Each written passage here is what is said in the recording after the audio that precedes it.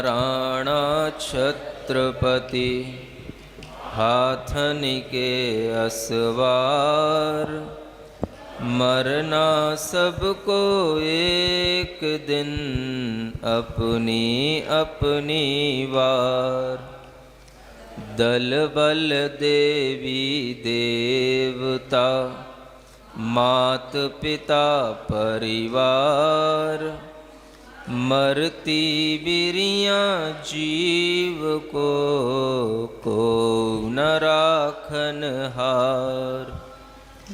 दाम बिना निर्धन दुखी तृष्णावश धनवान, कहूँ न सुख संसार में सब जग देखियो छान।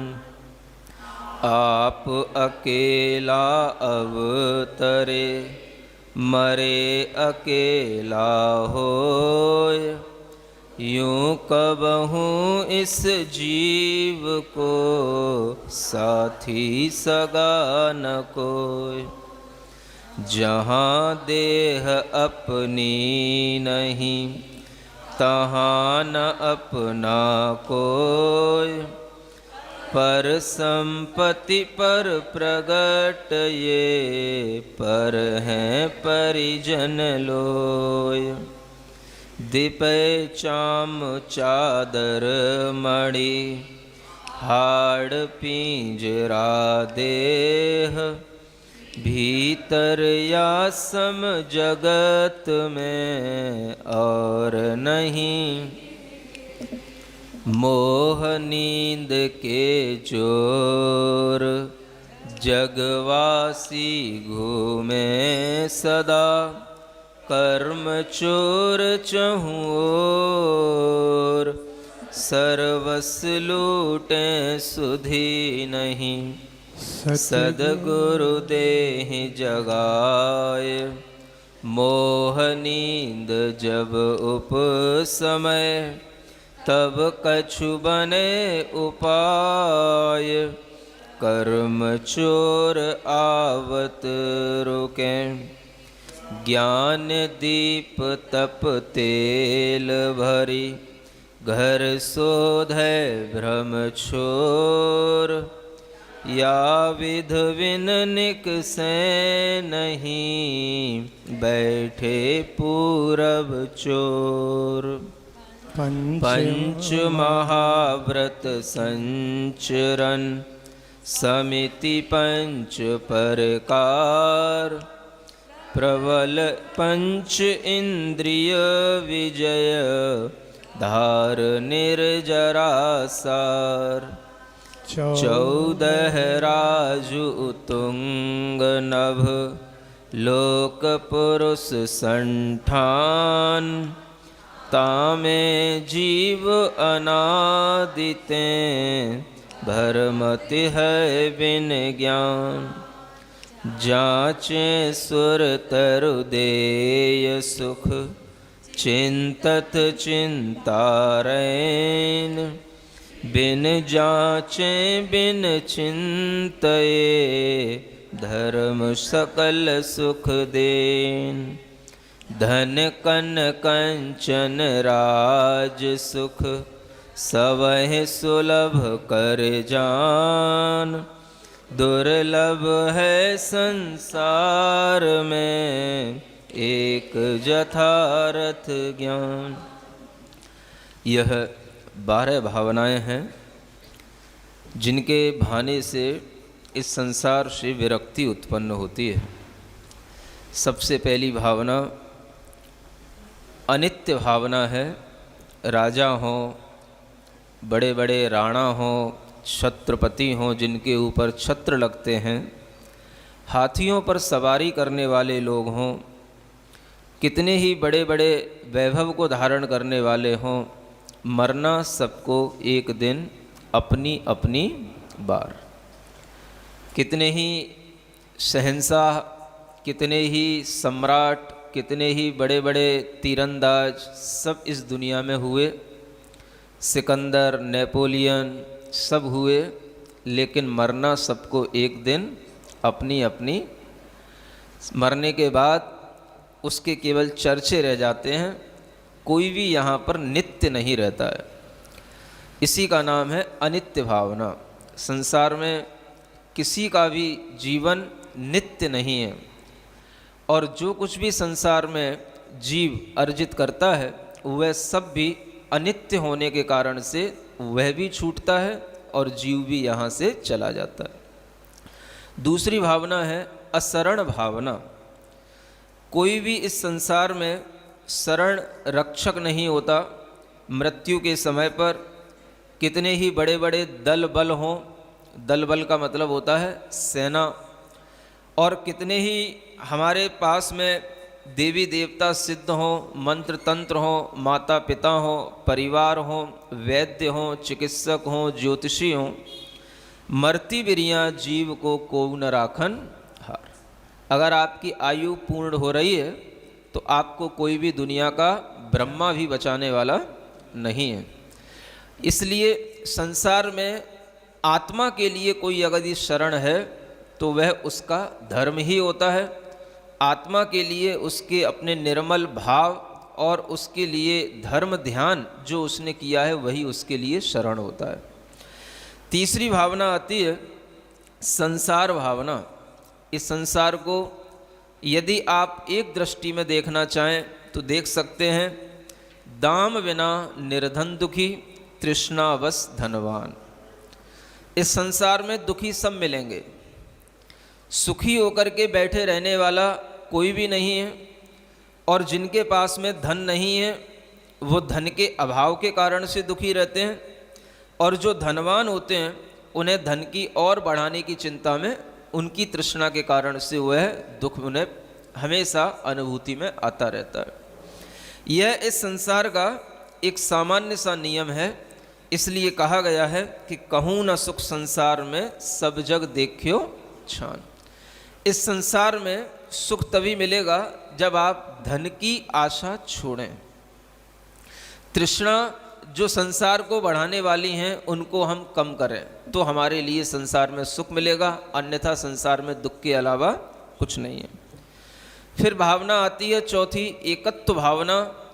एकाकी, अकेला ही यह आत्मा, आप अकेला अवतरे। आत्मा जन्म अकेला ही लेता है अपने ही कर्म के फल से, मरे अकेला होए और मर कर के भी अकेला ही जाता है। यूं कभी इस जीव को साथी सगा न कोय। साथी सगा जीव के नहीं होते हैं, शरीर के होते हैं। जहाँ हम जन्म लेते हैं वहाँ हमारे शरीर से संबंध रखने वाले जो भी लोग होते हैं वो अपने आप माता पिता ही कहलाएंगे, जिनके द्वारा हमारा जन्म होता है। जो घर में पहले से हैं या बाद में होंगे वो सब भाई बहन कहलाएंगे। उस शरीर के कारण से जीव का कोई साथी सगा नहीं है। जीव माने आत्मा का साथ में जाने वाला कोई भी बंदा नहीं होता जो आत्मा के साथ में जा सके, चाहे वो पत्नी हो, चाहे पति हो, चाहे पुत्र हो या पुत्रियां हो। यह एकत्व भावना हमेशा व्यक्ति को भाना चाहिए। और इसी के साथ आती है अन्यत्व भावना कि जो ये एक आत्मा है, इसके अलावा अगर हम जो कुछ भी देखते हैं वह सब हमसे अन्य है, पृथक है, भिन्न है, सेपरेट है। ये हमें प्रकट दिखाई देता है, नहीं दिखता। हमारा घर, हमारे लोग, यहाँ तक कि हमें अपना शरीर भी अपने से पृथक दिखाई देता है। पर हैं परिजन लोए, और परिजन भी हमसे पर हैं, भिन्न हैं, ये मेरी आत्मा नहीं है। इसलिए इनको अपने से भिन्न देखना यह अन्यत्व भावना कहलाती है। इसी के बाद में आती है अशुचि भावना, जो शरीर से संबंध रखती है। दिपय चाम चादर मणि, है ना, चाम तो समझते हैं ना, चर्म से यह दिपय माने दीप्ति को प्राप्त हो जाती है, अच्छी लगती है, केवल चमड़ी के कारण से। जो इसके ऊपर चमड़ा चढ़ा है इसी की ये चादर है जो हम ओढ़े हुए हैं शरीर पर, जिसके कारण से ये शरीर मोहित करने में आता है और इससे हम मोहित होते हैं। अंदर देखोगे तो हार्ड पिंजरा देख, है ना। कभी भी किसी बायोलॉजी जहाँ पर पढ़ाई जाती है, जूलॉजी पढ़ाई जाती है, वहाँ पर लैब में चले जाना जहाँ कंकाल लटके रहते हैं, वहाँ कंकाल जा कर के देखना, तब आपको भीतर का आदमी क्या होता है वो दिखाई देगा। तो वो जो है रियलिटी है। तो हाड़ पिंजरा देह, ये देखना तब आपको समझ में आएगा कि वस्तुतः यह शरीर क्या है। भीतर या सम जगत में और नहीं घिन गेह। अगर हम देखेंगे ढंग से तो हमें पता पड़ेगा कि इस शरीर में इससे बढ़कर के और कोई घिन का, घृणा का स्थान नहीं है। यह इस शरीर की वास्तविकता और असुचि भावना के माध्यम से बताई जाती है। फिर उसके बाद में आती है आश्रव भावना। मोह नींद के जोर जगवा सी घूमे सदा। आश्रव का सबसे बड़ा कारण है कर्मों का आश्रव जो हम निरंतर करते हैं, वह हम मोह नींद में पड़े रहते हैं और उसके कारण से कर्म रूपी चोर हमें चारों ओर से लूटते रहते हैं। क्या लूटते रहते हैं? हमारे अंदर अनंत दर्शन, ज्ञान, सुख का खजाना है। आत्मा के पास में अनंत निधियां हैं, लेकिन वह सब कर्म रूपी चोर लूटते रहते हैं। किस कारण से? हम मोह नींद में सोते रहते हैं, तो कर्म लुटेरे अपना काम करते रहते हैं, तो हम लुट रहे हैं। ये किससे समझ में आएगा? आश्रव भावना से। जब सद्गुरु देह जगाए, हमारी नींद कब खुलेगी? जब हमें कोई सद्गुरु जगाएगा। समझ आ रहा है? जब कोई हमें गुरु मिलेंगे, वो हमें जगाएं, झकझोरें, हमें उपदेश दें, हमारी बुद्धि से मोह को भगाएं, तब हमारा मोह थोड़ा सा हटेगा, तब मोह नींद थोड़ी सी उपशमित होगी। उपशमित होने का मतलब मोह नींद थोड़ी सी कम होगी। जब नींद कम होगी तब आंखें खुलेंगी। नींद का उपशमन होगा, दबेगी, तब हमारी आंखें खुलेंगी, तब कुछ बने उपाय, तब थोड़ा सा कुछ उपाय बन सकता है। कर्म चोर आवत रुकें। और ये उपाय अगर आप कर पाए कि कर्म रूपी चोरों को आने से रोक पाए, तो ये उपाय तभी बनेगा जब आपका मोह कम होगा। और मोह कम तभी होगा जब आप सद्गुरु के उपदेश निरंतर सुनकर के अपने अंदर कुछ धारण करने की भावना करोगे, तभी कर्मों का संवर होगा। संवर माने कर्मों का रुक जाना, आत्मा में आना बंद हो जाना। संवर के बाद में आती है निर्जरा भावना। ज्ञान दीप तप तेल भर। अब अगर आपको कर्म की निर्जरा करना है, जो पहले से बंधे हुए हमारी आत्मा में कर्म है, उन्हें हमें झड़ाना है, हटाना है, तो आचार्य कहते हैं कि आप अपनी आत्मा में ज्ञान का निरंतर दीपक जलाओ। उसमें तप का तो तेल भरो, माने निरंतर कुछ ना कुछ तप करो। तप के तेल जितना ज़्यादा भरोगे, उतना ही आपका वह ज्ञान का दीपक उतना ही अच्छा जलेगा। समझ आ रहा है? प्रकाश कहाँ से मिलेगा? ज्ञान से मिलेगा। और उस ज्ञान को प्रकाश कौन देगा? तेल कहाँ से भरेगा? तो तप का तेल और ज्ञान का दीपक। फिर जब आप उसकी रोशनी में देखोगे तो अपना घर दिखाई देगा आपको। किसका घर? अंदर का घर, अपना घर। कौन सा घर? अब आप कहोगे अपना घर तुम रोजाना ही देखते हैं बिना ज्ञान दीप से ही, है ना? वो आपका घर नहीं है। समझ आ रहा है? जहाँ कहीं पर भी ऐसी संस्थाएं बनी रहती हैं, वहाँ पे भी लिखा रहता है अपना घर। वृद्धों के लिए संस्थाएं बनी रहती हैं, अपना घर। वो भी आपका घर नहीं है। वो सब भटक रहे हैं, चाहे वो वृद्ध हों चाहे युवा हों। हमें ये समझना है कि अपना घर क्या है, और वो अपना घर हमारा अपनी ही आत्मा का जो भंडार है वही हमारा घर है। उस आत्मा के ज्ञान रूपी दीपक से जब हम अपना घर देखेंगे, शोधन करेंगे, तभी हमारा भ्रम छूटेगा और तभी हमारे लिए जो पूर्व के माने पहले के बैठे हुए जो कर्म रूपी चोर हैं वो बाहर निकलेंगे।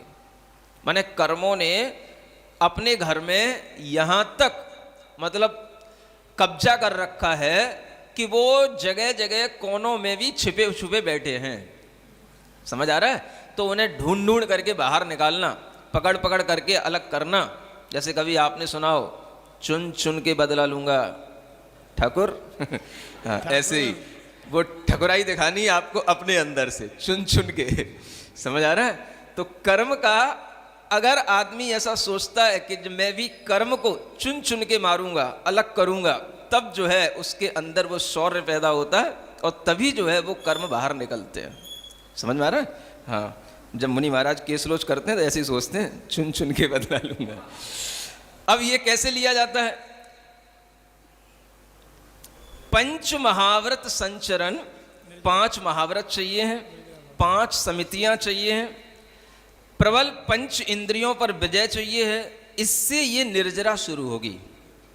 समझ आ रहा है? ये निर्जरा के लिए ये 2 श्लोक हैं। तो निर्जरा का मुख्य कारण यह है 5 महाव्रत, 5 समितियां, है ना, और 5 इंद्रिय विजय। ये जो चारित्र है ये ही निर्जरा का कारण है। इसी से कर्म शत्रु बाहर निकलते हैं। फिर लोक भावना आती है। 14 राजू उतंग नव। ये लोक कैसा है? 14 राजू ऊंचा है। और कैसा है? लोक यह है पुरुष के आकार से समझ में आता है। जब पुरुष अपने दोनों पैर फैला करके खड़ा हो, कमर पर अपने दोनों हाथ रख ले, तो जो आकृति बनती है वही आकृति इस 3 लोक की बनती है। ये 14 राजू ऊंचा है। 343 घन राजू इसका जो है घन आता है। 7 का क्यूब निकालते हैं, 7 × 7 × 7, तब जो है 343 घन राजू इसका क्यूब आता है।